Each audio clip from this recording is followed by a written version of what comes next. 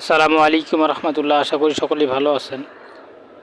আপনারা দেখতে পাচ্ছেন হাঁসগুলি আমি পিটিয়ে এক জায়গা থেকে আরেক জায়গায় নিয়ে যাচ্ছি। কারণ হচ্ছে হাঁসগুলি তখন ছিল পানির মধ্যে, যেহেতু আজকে প্রচুর রোদ তাই পানির মধ্যে বসেছিল।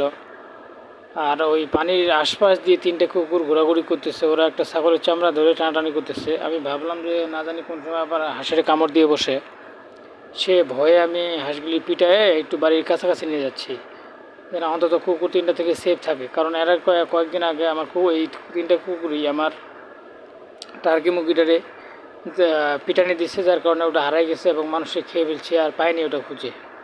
তো সে তো একটা ভয় আছে, সে ভয়ে এর আগেও কুকুর হাঁস ধরছিল। তো সেই জায়গার থেকে একটু সচেতন থাকাই ভালো। তাই পানি থেকে পিটাই নিয়ে এসে এখন বাড়ির কাছাকাছি হাঁসগুলি রাখতেছি। তো আপনারাও আপনাদের হাঁসগুলিকে বা অন্যান্য পশু পাখিগুলি কুকুরের হাত থেকে রক্ষা করার চেষ্টা করবেন। কারণ এখন শিয়াল এবং কুকুর দুটাই ভয়ঙ্কর উপজাতি হয়ে গেছে, হিংস্র প্রাণী হয়ে গেছে। কারণ এরা যে কোনো সময় সুযোগ পেলে কামড় দিয়ে বসবে এবং সেই জন্য হয়তো খাইতে না পারুক, হাঁসগুলি ঠিকই আহত হয়ে মারা যেতে পারে।